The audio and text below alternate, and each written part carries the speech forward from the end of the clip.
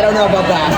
But Is his hair? Wait, is it I've never officiated a wedding before. This is your first time. Yes, they asked me to officiate the wedding, and I don't know anything. Do I look like a priest? You know, I'm like, you're. Did they give you a script or something, or what you supposed to say? Yes, they gave me lovingly an 8-page script. 8 pages. So I told them. That's all? Exactly. So I told them. I said, you know what? I said I'm bringing it with me. I said I'm having it from because I'll forget. Why do people expect me to memorize things very quickly? And I'm like, no. Like, I can memorize, like, you know, ass jokes, but that's a different story. It's not my own ass, you know? It's easier. Of course. I don't know, like, what am I supposed to say? I'm like, I'm committing to people, to each other for life, and that's a lot coming from me considering I plan to be married 3 times consecutively. Well, because, you know, I have a motto. The first one is for a good ring, the second one is for a good paycheck, and the third one is for loving you. There you go. I have a good system. We have to have goals. You know, I always say I'm either gonna have one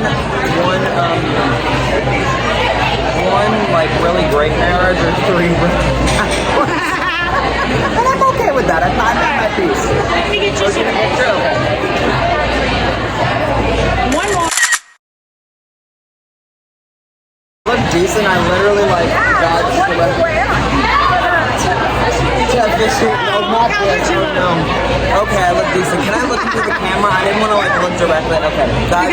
I don't know who's watching, but Everybody. Okay. I'm gonna check this because like my hair's been doing this thing since the humidity. Cause like I know you get me. It is what it is. That's what I said. It is what it is. You got the whole thing. It's like sometimes you just gotta go. I don't give a shit. Can I open my gift? Yeah. Okay. Oh, fabulous gift. Are you kidding? It's a great gift. It's my favorite kind of gift. Oh, there's more? There's a what? Oh, I love talking about. You have merch? Yeah. Oh, we need to talk. I'm trying to make my own merch right now. Yes. You talk to the right lady. You know how to do all this. She is creative. I'm gonna call you. Look at that. This is so cute. Do you have a shop for your people to get them? Coming soon. Exclusive. This is an exclusive. It's a trick. It's all smoke and mirrors. Holy crap. It's all smoke and mirrors. Well, my girlfriend, her name is Catherine Hicklin. You probably have seen her. She did soap operas for years. She was on One Life to Live, and then before that she was on Broadway, and then before that she was on the show Knight Rider back in the 80s. And a lot of soap operas. And with Kit, well, she has the Kit car. She still has the car. So cool. And she's out in Las Vegas, and she has her own makeup line called Cat Cosmetics.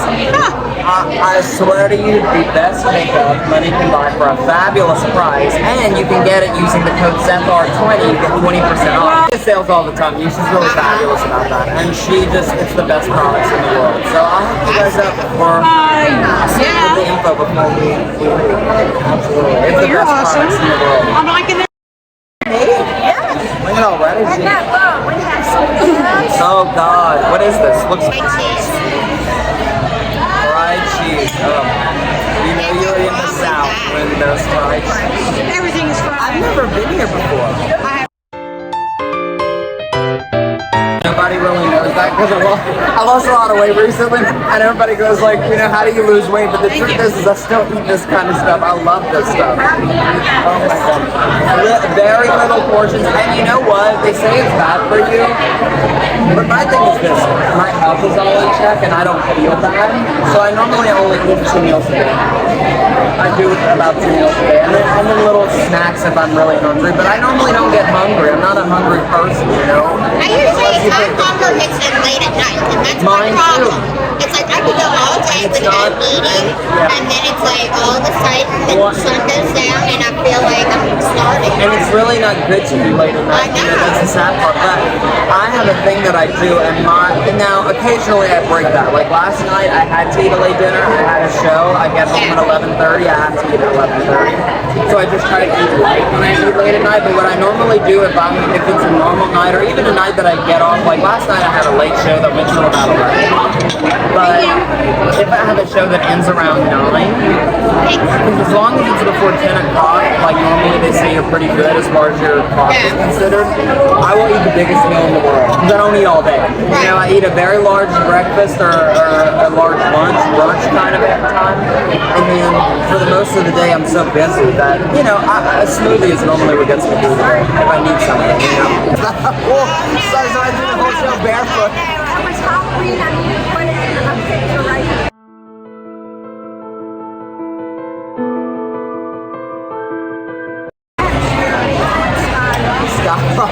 Well, you did. Well, you were really one of the first places I really tried out my run, you know, because COVID put a stop to all that. I was supposed to open up my act in 2020 at the beginning of the year, and then COVID happened, and then so you had a Halloween party at the end of 2020. I think it was 20. Yeah, it was 2020, and that's the first time I kind of like tried it out in front of a crowd. How did you feel the first time? Darn, you're proud. So you knew him when, right? No, it was good. You know, but it's one of those things. I've always known how to learn. I've done theater since I'm 12. I'm 22 right now. I feel so old. You could be my kid. I know. You could be my kid. I know. That's what they all tell me. I know, but I feel so old. Say you're old at 22. Well, but I grew up young. I grew up young. You know what I mean? You're an old soul. That's what I call my daughter. Yeah, I'm an old soul, and I also grew up so young because I've been performing. Thank you. I've been performing since I'm 12, and so in theater, and then I started doing my act whenever really I was about 19 years old. So, and now, so yeah. So what made you decide that that's what you want to do? I don't know. It's like, you know, priests say they have their calling. It's like that was my calling. You know, I just really. Were you always like funny growing up? I was always funny. I was shy though. I was shy as a kid, terribly shy. I know you wouldn't think Yeah, but shy people can sometimes be the funniest. Terribly You shy. don't expect it. Terribly shy. I was. You know, because the first show I ever did, I think I did was. I think it was Shrek. Yeah. Yeah, that's typecasting at its finest. What do we get him to play? Oh, the fat ogre. Oh, that'll do great. That'll do great. It's great for your self-confidence. There we go. I was going to rip the other one. I touched the other one. Oh, what is this? Like barbecue corn? That's good. It's like a Creole corn.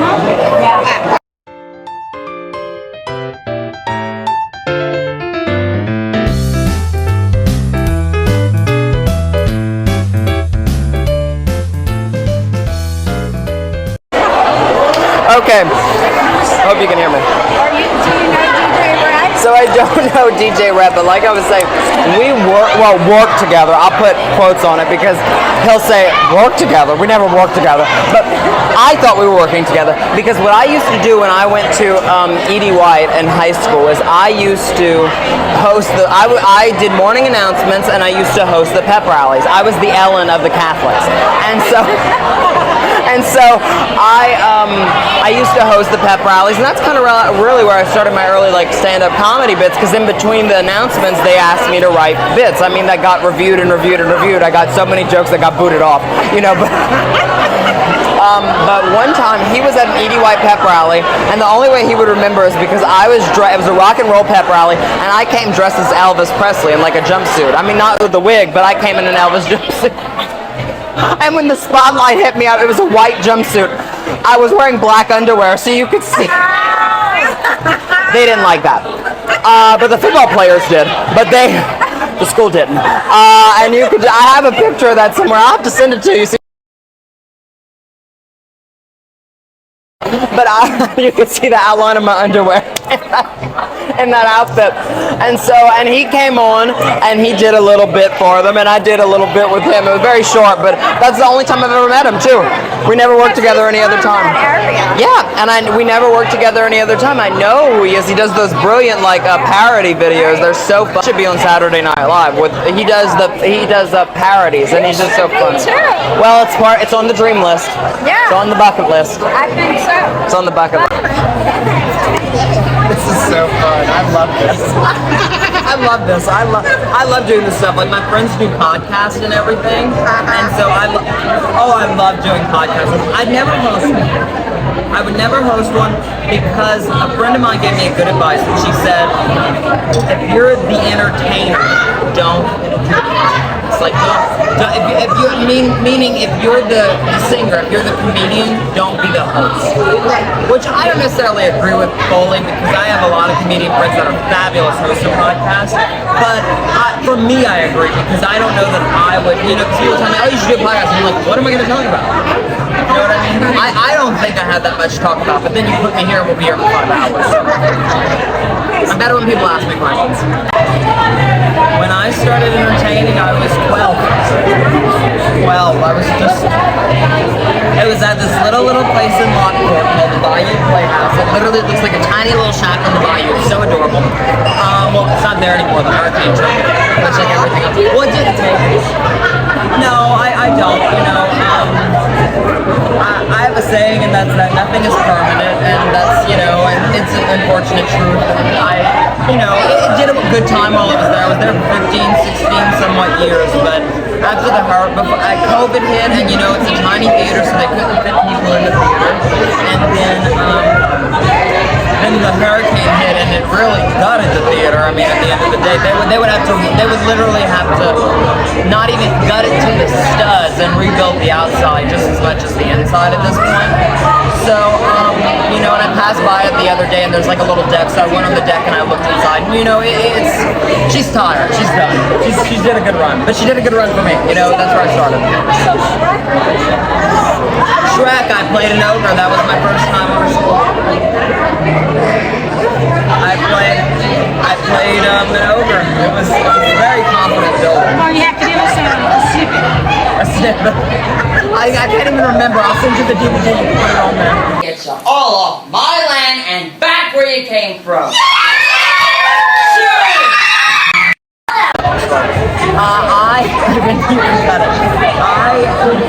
I was fascinated as a kid with the sinking of the Titanic. Fascinated by it. And so then I watched the movie Titanic, which I still think is one of the most fabulous movies ever made. Like between the set and the story was fabulous.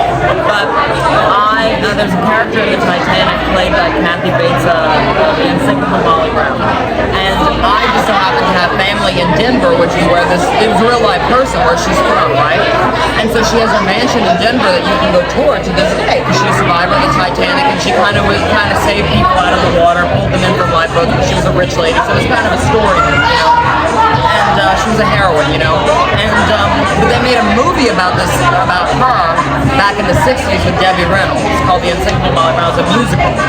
And Debbie Reynolds, I lit up when I saw Debbie Reynolds, and she's my inspiration and my idol. That's who it was for me. And ever since I saw her do that musical, I watched her in another musical, which I'm sure you've seen, is Singing in the Rain.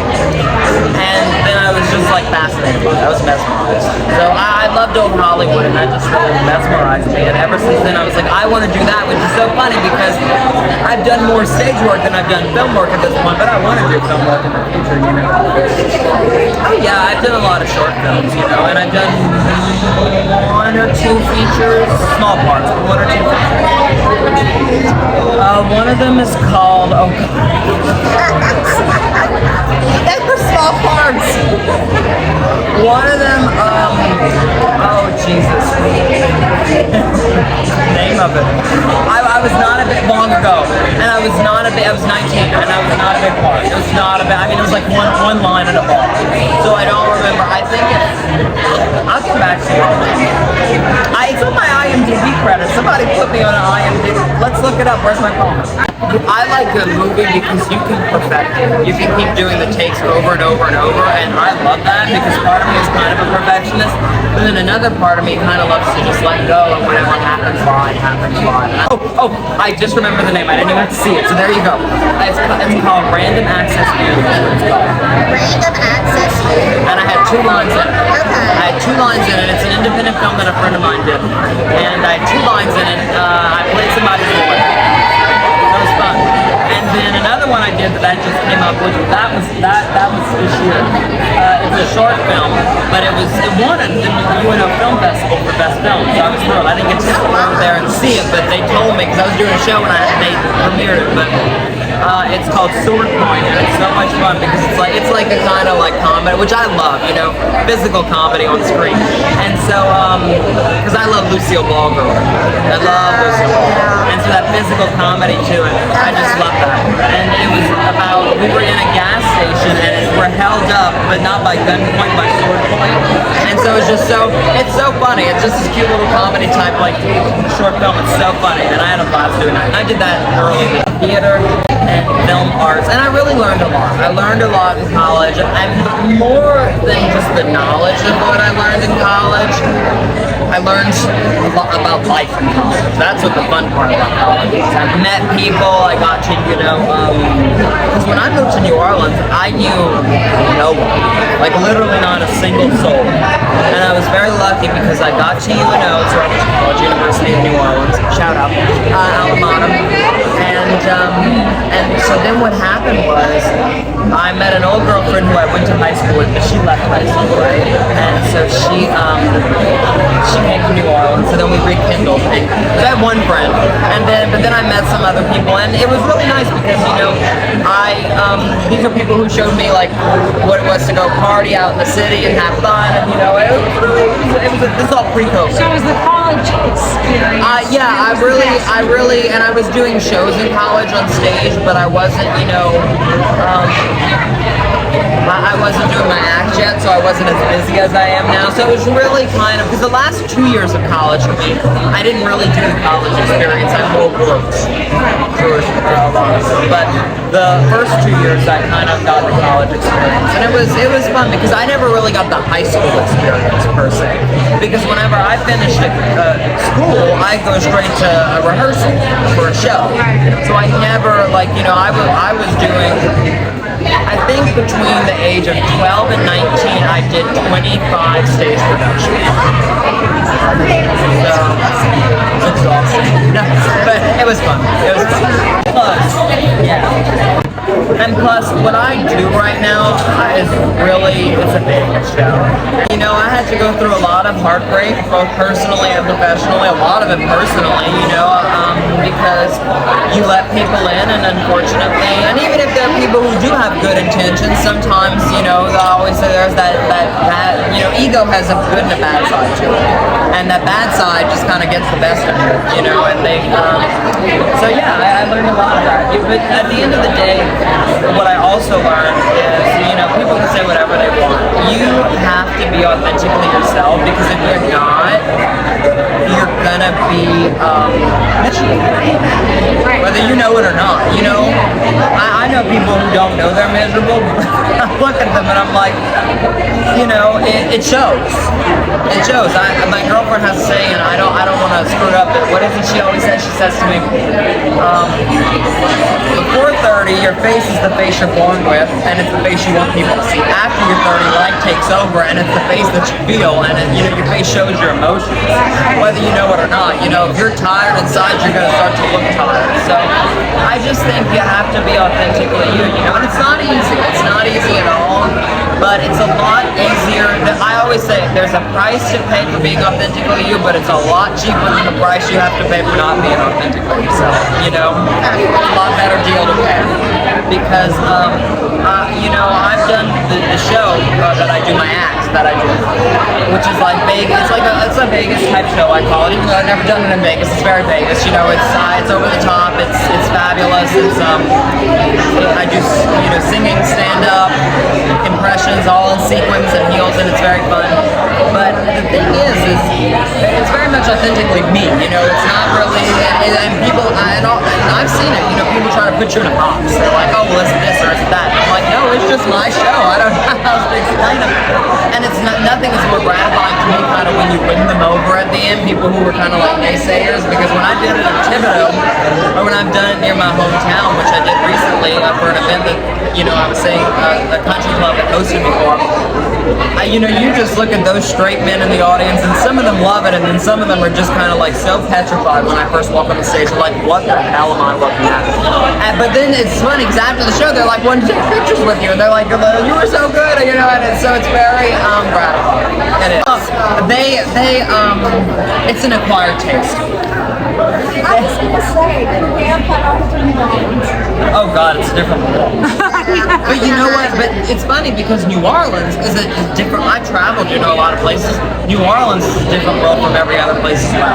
Because this is a melting pot. It's very much like that kitchen sink kind of gumbo that everybody's in, which I love it and I think it's great. But New Orleans has its tendencies to still be a little like cut off in some ways. I'm like, Yeah, if you turn down the wrong street, if you turn down the wrong street. More of you know, I think it's more of, you know, you still have people wherever. It doesn't matter where you go. You are still going to have people who judge you, and you're still also going to have people who, you know, it's not just the not being authentically yourself, but I've also learned people who harbor a lot of hurt inside. You know, it's that old saying, dis-ease causes disease, and it's kind of, and it does. I think, you know, I'm very much one of those people, if there's a problem in my family, if there's a problem in my friendships, I have to talk about it, because if I don't talk about it, I will genuinely get upset about it.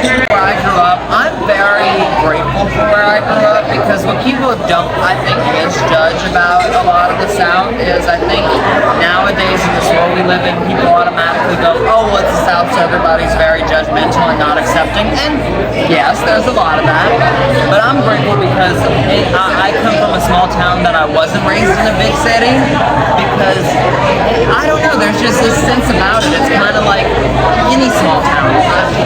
There's a sense of knowing people and being comfortable around people, which I think makes me more open to people now. I love an audience because I was kind of just brought up that way to just genuinely love people. Now I have to say, I had great parents that my parents never were people who said, you know, you're this, you're that, you're wrong.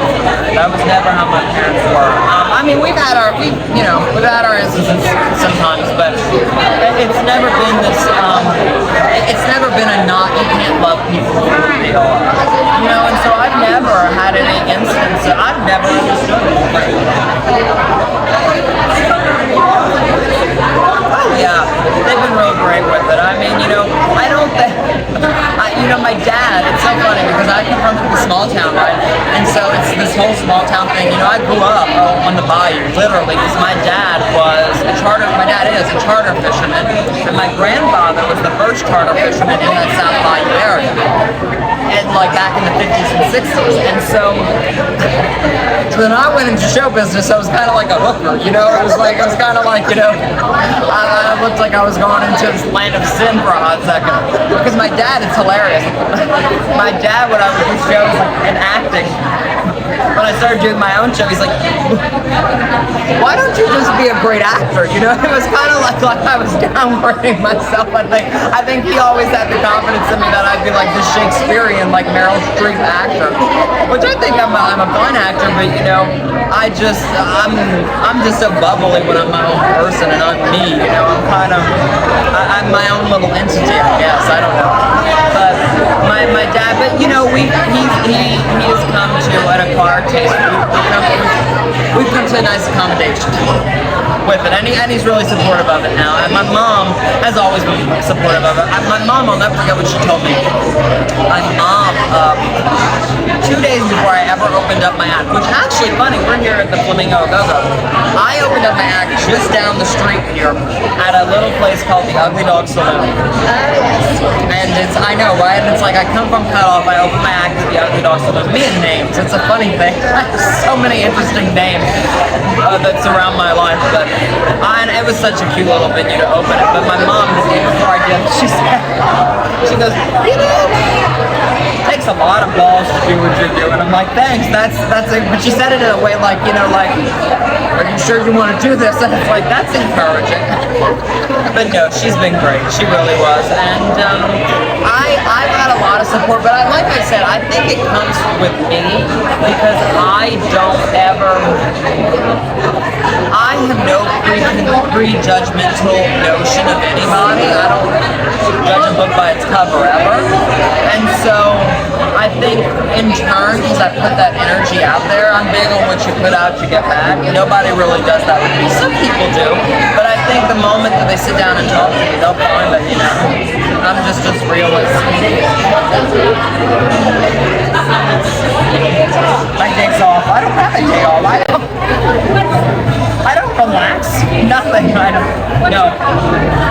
Well, right now, truly my hobby. I love to work. I mean, that's just who I am. You know, if I'm not working, I genuinely get bored, and that's not a good thing for me because when I get bored, You officiate weddings. I officiate weddings. I might start being my hobby. I'm going to Vegas. I'm going to be the Elvis impersonator. I'll break out the jumpsuit. Since that, I just love to go. I go to brunch with my girlfriends. I go, you know, I love to go. I love a good thrift store. I love to shop. I love to shop. And don't ever take me with you unless you're ready to like go down in flames to like an estate sale. I think we're still just picking. We're good. Thank you. I want to try some of this.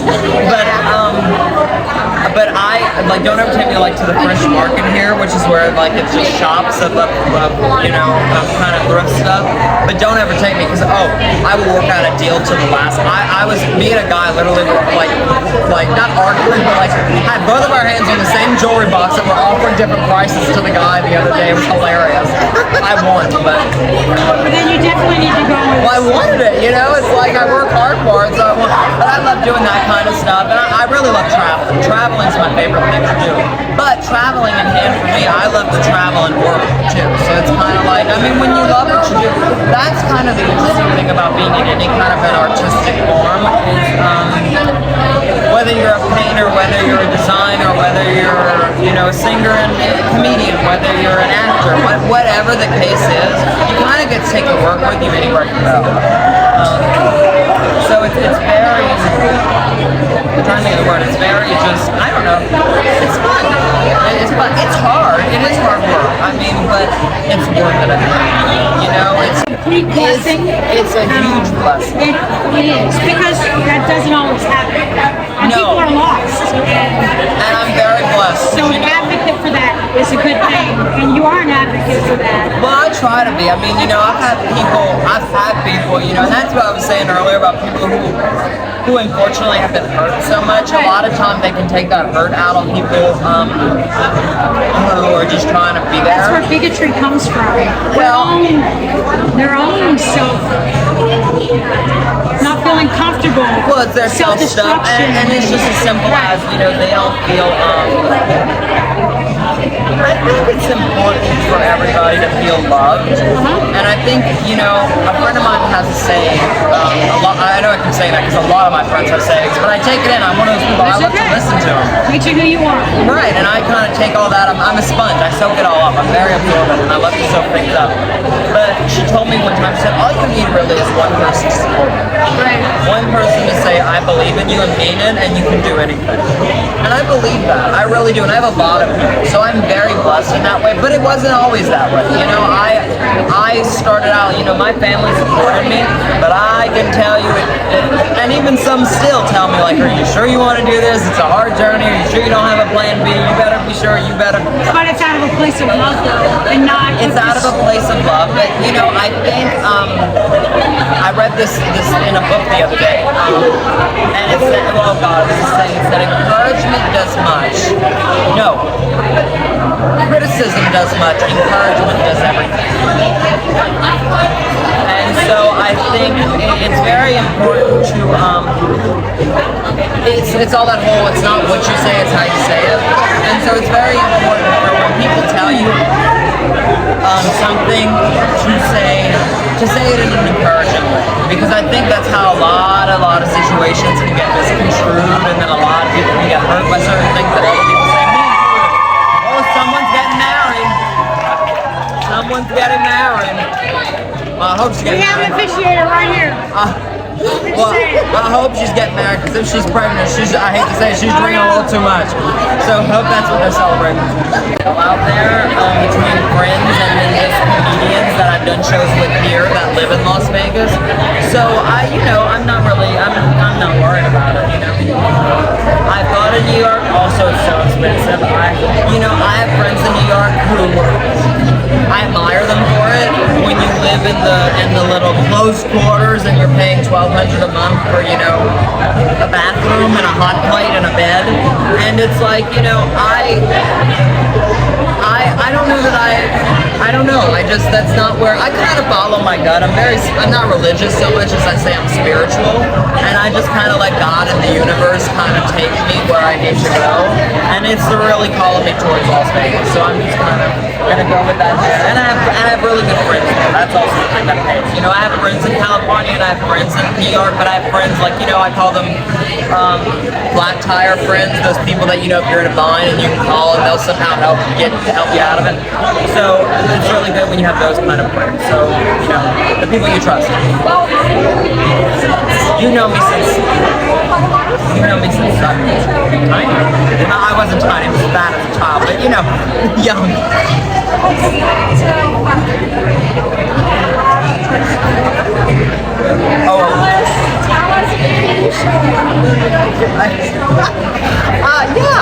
I think, it's funny because the way I am today and I look today, that's always been me inside. It's like I've never not been who I am, but I think, you learn a lot of things professionally and personally because, how do I say it? Life's one big roller coaster. You have your ups and your downs and your ups and your downs, and your teenage years are those ups and your downs. Big time, I think, especially, if you all have children, I'm sure you know that. And you've been through it too. But for me, it was more of, like I said, I was always working. I was always rehearsing and doing the shows. So it was also, that was on top of all that teenage tension, that you have. So I learned a lot, I learned how to do things right, how to not do things right.